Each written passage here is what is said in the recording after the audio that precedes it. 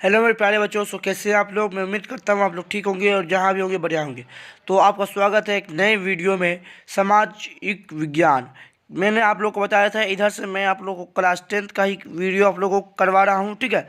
तो class 10th का आज मैंने इतिहास लिया है, चैप्टर वाइज चैप्टर हम करेंगे। यूरोप में राष्ट्रवाद का इसमें कम से कम 50 आपको ऑब्जेक्टिव मिलेगा, ठीक है। 50 नहीं तो 40 ऑब्जेक्टिव मिलेगा। तो इसमें आज हम कोशिश करेंगे थोड़ा स्पीड में खींचने का, ठीक है। चलिए अगला सवाल। यहाँ पर सवाल आप लोग को सामने, जर्मन जर्मन राइन किस राज्य का निर्माण सॉरी जर्मन राइन राज्य का निर्माण किसने किया था? तो इसका आंसर जो हो जाएगा ये आप लोग को हो जाएगा नेपोलियन बोनापार्ट, इसका राइट आंसर होगा, ठीक है। अब मैं आप लोग को ये विनती करता हूँ कि ये जो सवाल है आप लोग के लिए, ठीक है, तो उसको नोट भी कर लीजिएगा। तो यहाँ पर ऑप्शन भी दिया हुआ है और आप ऑप्शन से अनुसार भी आप देख सकते हैं, ठीक है। तो और उसके बाद यहाँ पे आप कॉपी में इसको सवाल को नोट कर लीजिएगा, तो आपका एक नोट भी तैयार हो जाएगा और जो है आपको याद भी जल्दी जल्दी हो जाएगा।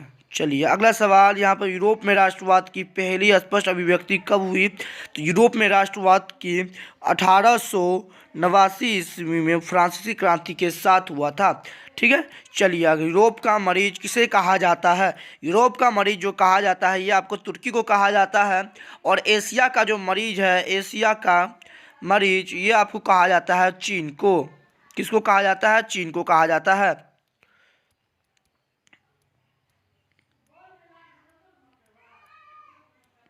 चीन को हुआ। मेटरनिक का पतन किस वर्ष हुआ? तो ये बात याद रखिएगा, मेटरनिक का पतन जो हुआ था ये आपको हुआ था मई 1848 में। और ये बात ध्यान रखिएगा, कभी कभी क्या होता है, एग्जामिनर जो करता है क्या करता है, सारा का सारा एक साथ ही देगा। 1848 सब कुछ सेम है, देखिए सेम है ना, बस उसका महीना और डेट जो होता है ये चेंज कर दिया जाता है। चलिए अगला सवाल। फ्रांस की किस शासक वंश की पुनर्स्थापना वियना, पुनर्स्थापना होगा यहाँ पर, ठीक है, पुनर्स्थापना वियना कांग्रेस द्वारा की गई थी? तो इसका राइट आंसर होगा बूबो वंश। बूबो वंश ही ऐसा वंश है जो फ्रांस में विनया कांग्रेस द्वारा पुनर्स्थापना की गई थी। चलिए अगला। इटली एवं जर्मनी के एकीकरण के विरुद्ध निम्नलिखित में से कौन सा देश था? तो ये था पर्सा, रूस, ऑस्ट्रिया। ये ऑस्ट्रिया हो जाएगा हमारा राइट आंसर। और इटली का एकीकरण का तलवार गेरिबाल्डी को कहा जाता है, ये आप नोट कर लीजिए, ठीक है। मैजनी का संबंध किस संगठन से है? किस संगठन से है? तो ये बात ध्यान रखिएगा, कार्बोनरी कार्बोनारी कार्बोनारी जो ये संगठन है ये मेजनी का उसी से संबंध है, ठीक है। चलिए अगला सवाल। जालवेरिन एक संस्था थी व्यापारियों की, क्रांतिकारियों की, बुद्धिजीवियों की, सामंतों की। तो इसका जेकोबिन देखिए, जालवेरिन एक संस्था थी तो किसका थी? व्यापारियों की थी, ठीक है, व्यापारियों की एक संस्था थी। और जेकोबिन कलम जो थी निम्न वर्गों की थी, जैसे मोची हो गया उसमें, तो ये सब मोची दुकानदार ये सब था। 1829 की एड्रियानो पुल की संधि किस देश के साथ हुई? तो ये हुआ आप लोग को तुर्की के साथ हुआ था, ठीक है। काउंट काबूर को विक्टर एमेनुअल ने किस पद पर नियुक्त किया था? प्रधानमंत्री के पद पर नियुक्त किया था। चलिए समझ में आ रहा है, प्रधानमंत्री में के पद पर नियुक्त किया था। अब मैंने आप लोग को बताया हुआ था ये वीडियो आप लोग को फास्ट में होगी, क्योंकि इसमें कम से कम हम लोग को कम से कम 50 व्यू तो 50 ऑब्जेक्टिव तो क्लियर करना ही है। तो गेरीबाल्डी प्रेसेस क्या था? गेरीबाल्डी प्रेसेस से नाविक था। चलिए अगला सवाल। ये तो बहुत इजी सवाल था। इटली एवं जर्मनी में वर्तमान में किस महादेश, मैंने आज बताया था ना कि यूरोप क्या है, यूरोप क्या है? कॉन्टिनेंट है, यानी महादेश है। तो यूरोप महादेश में है। चलिए रक्त एवं लौह नीति का अवलंबन किस ने किया था? तो ये किया था बिस्मार्क ने किया था। किसने किया था? बिस्मार्क ने। और हिटलर कहाँ का रहने वाला था? जर्मनी का रहने वाला था। और ये बात ध्यान रखिएगा कि सुभाष चंद्र बोस का नाम सुने होंगे आप लोग, उसको नेताजी पहली बार हिटलर नहीं कहा था। यूरोप वासियों के लिए किस देश का साहित्य एवं ज्ञान प्रेरणा स्रोत रहा? तो ये हुआ आपको यूनान का, ठीक है, यूनान का। फ्रैंकफर्ट की संधि कब हुई? तो 1871 इसका राइट आंसर हो जाएगा। 1871 इसका राइट आंसर। चलिए अगला सवाल। किस युद्ध के बाद जर्मनी का एकीकरण पूरा हुआ? पर्सा डेनमार्क का युद्ध, सीडान का युद्ध, सेडोओ का युद्ध, क्रीमियों का युद्ध। ठीक है, तो यहाँ पर देख सकते हैं सीडान का युद्ध इसका राइट आंसर हो जाएगा। चलिए अगला सवाल, यंग यूरोप की स्थापना किसने की थी? मेजरी ने की थी।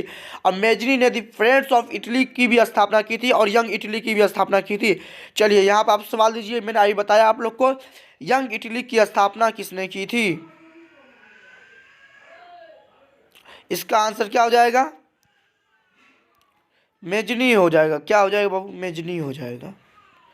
चलिए थोड़ा, सीडान का युद्ध कब हुआ? सीडान का युद्ध जो हुआ है वो 1870 ईस्वी में हुआ है। चलिए, सन 1870 में फ्रांस और पर्सा के बीच युद्ध कहाँ हुआ था? सेडोन का, सेडोवा का, साइडाइन का, फ्रैंकफर्ट में। यानी ये तीनों सब चार जगह का नाम है। ठीक है, जगह का नाम है, ये चार जगह का नाम है। तो कहाँ पर हुआ था? तो ये हुआ था आप लोग को सेडोन में। चलिए अगला सवाल, वियना सम्मेलन किस वर्ष हुआ? तो किस वर्ष वियना सम्मेलन हुआ? 1815 ईस्वी को हुआ वियना सम्मेलन। चलिए अगला सवाल, वियना किस देश की राजधानी है? तो वियना ऑस्ट्रिया की राजधानी है। किसका राजधानी है? ऑस्ट्रिया का। चलिए, क्रीमियों का युद्ध कब हुआ? क्रीमियों का युद्ध किस वर्ष हुआ? ठीक है, किस वर्ष कब हुआ? तो ये बात ध्यान रखिएगा। इसका 1854 ईस्वी में क्रीमियों का युद्ध हुआ था। चलिए, राष्ट्रवाद की अवधारणा का जन्म किस घटना से माना जाता है?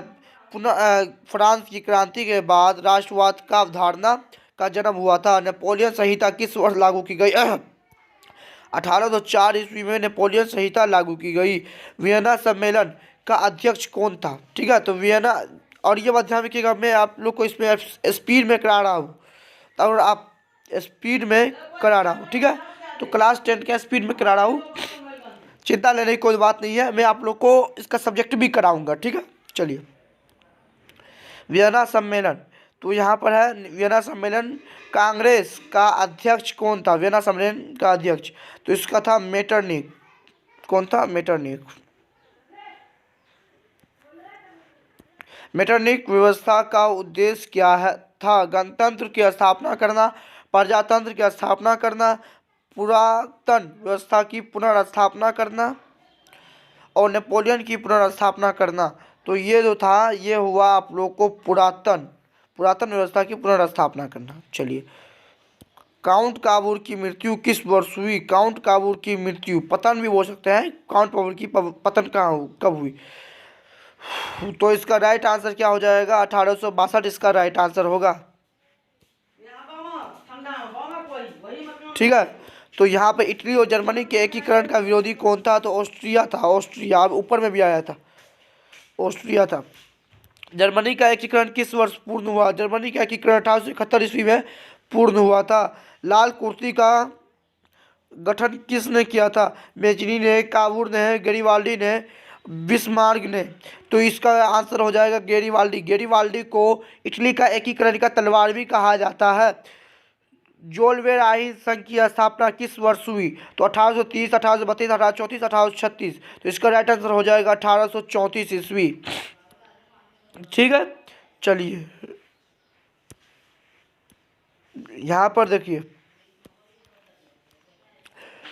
गोस्टिन की संधि किस वर्ष हुई? गोस्टिन की संधि किस वर्ष हुई थी?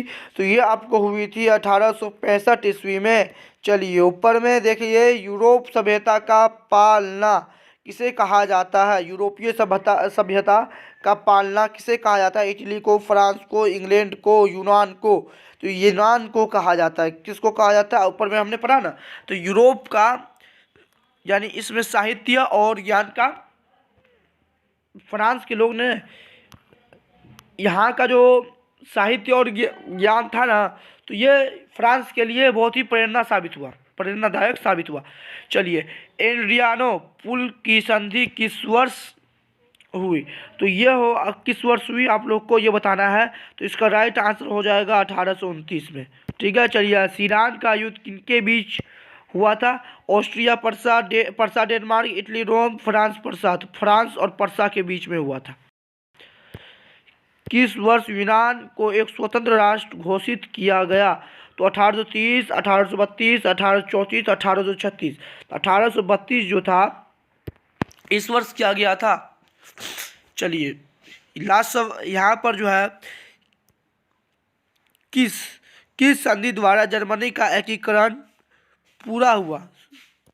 किस संधि? डेनमार्क की संधि, गेस्टीन की संधि, प्रयाग की संधि, फ्रैंकफर्ट की संधि। फ्रैंकफर्ट की संधि को ही, ठीक है, कहा गया है। अगला यहाँ पर सवाल जो है, हंगरी की राजधानी है, तो ये हंगरी की राजधानी बुडापेस्ट है। क्या है? बुडापेस्ट।